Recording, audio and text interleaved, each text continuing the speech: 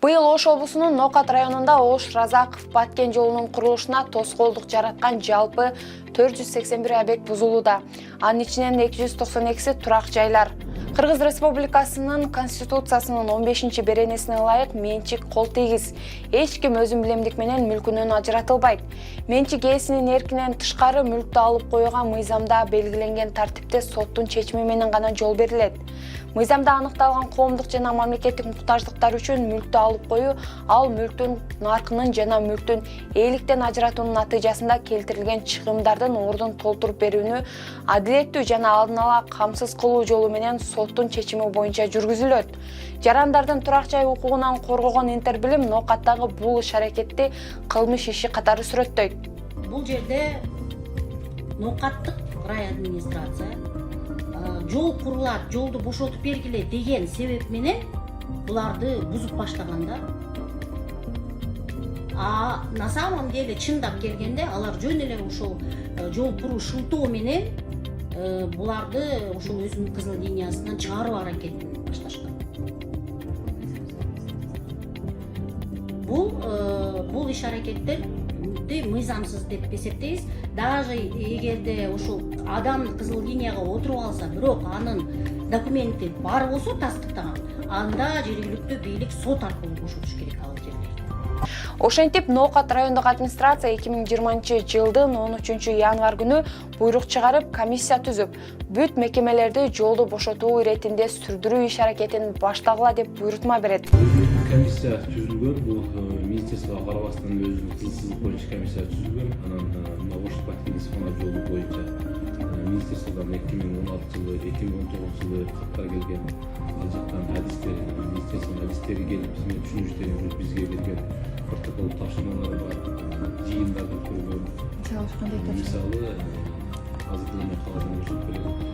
Мисалы, ушу келечекте жол курулат, ошого алдын ала ишиңерди алып барыңдар. Кызыксыздык боюнча деген тапшырма. Проект ошондой түзүлгөн. Залкасы бербейт. Проект биз түзгөн эмеспиз, ал министрликте өзүбүз берген проект боюнча биздин маалыматыбыз жок.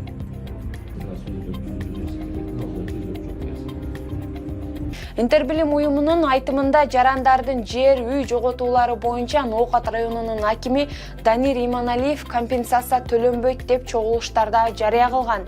Ал эми жер кодексинин 68-чи беренесине ылайык үйлөрдү мамлекеттик муктаждыктар үчүн алып коюу жол куруп жаткан ыйгарым укуктуу орган төлөп берүүсү зарыл. Бул жагдайда ыйгарым укуктуу орган ким? Бул транспорт министрлиги.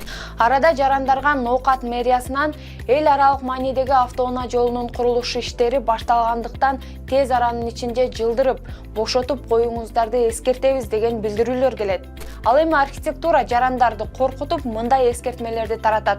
Үйгө болгон иш кагаздары жок болгондуктан улам Кыргыз Республикасынын административдик кодексинин 454, 456, 462, 468-чи беренесине ылайык жоопко тартыласыз. Жарандардын укугун коргоп келген Интербилим борбору бул мыйзам 2019 жылы өз күчүн жоготкон деп жарыялады. Анда Нокат архитектурасына мыйзамдар 3 жыл кечигип келеби деген суроо жаралды. Прокуратура бул нерсени тастыктап Нокат архитектурасына сөгүш жарыялады. Интербилим үйлөрдү толугу менен карап чыкканда 90% жарандардын кызыл китеби бар болуп чыкты. Мындайча айтканда, укук тастыктоочу документтери бар.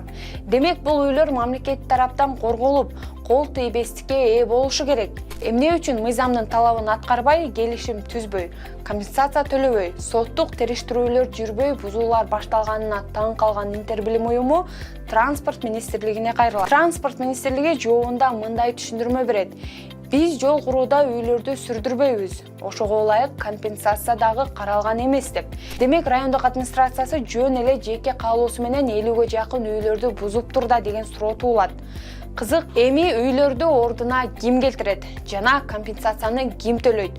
Бул суроо ачык, азырынча жоопсуз турат. Азыр 50-ге жакын үй бүлө ысыкта күйүп, жаанда суу болуп, үстүндө чатыры жок отурган чагы.